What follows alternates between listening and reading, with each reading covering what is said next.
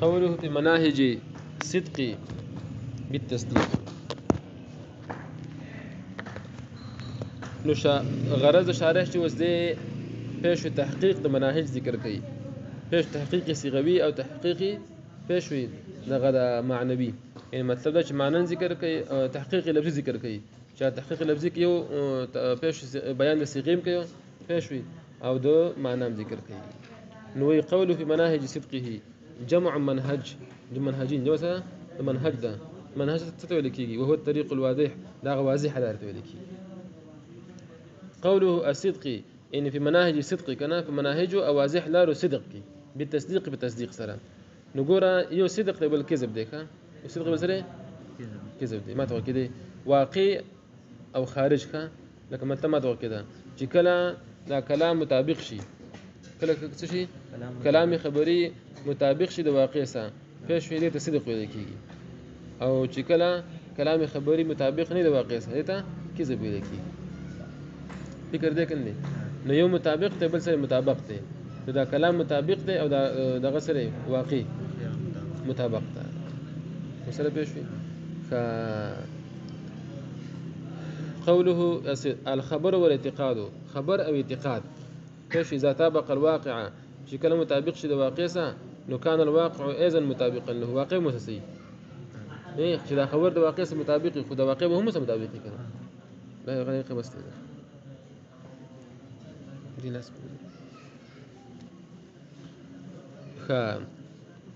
نو كان الواقع ايضا مطابقا له، واقع به هم سوي مطابق.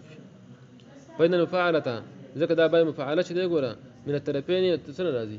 الطرفين شرکت من الطرفين کنه دی.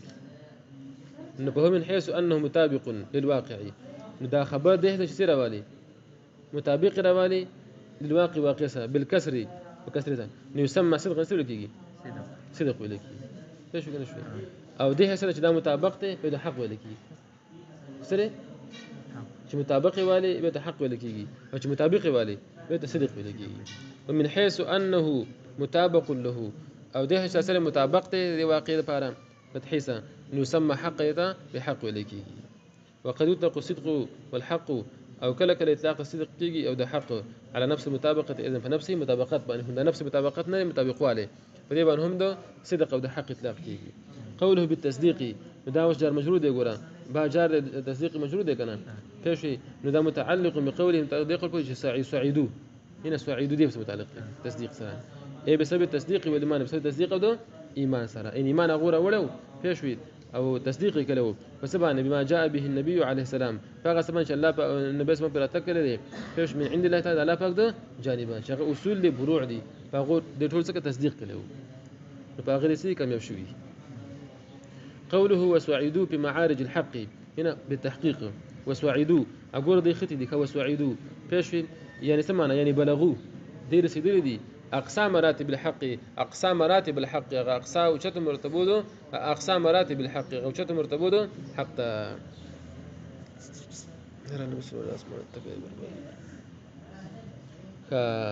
فإن السعود على جميع مراتبه، ذكر السعود ختل شي دي ولا على جميع مراتبه طول مرتبه يستلزم ذلك نادل ده مستلزم سنه ذلك دي بلوغ له هر سيدولا.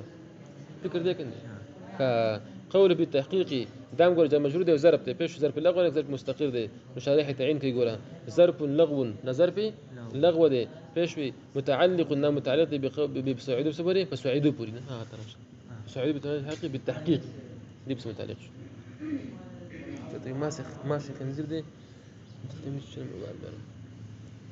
خان كامر لكم كثير شو او مستقر نظر في مستقر ده متعلق محذوف ده پیش خبر متى محذوف خبر متى محذوف ده سمعنا ايه هذا الحكم متلبس بالتحقيق، ده حكم متلبس ده فتصبر بالتحقيق ودي متى متحقق ونا خبر سنه السعود ده واقع ده متلبس بلا متلبس بالتحقيق. قوله وبعد فهذا غايه تهذيب الكلام بس مثل ما ان شاء الله.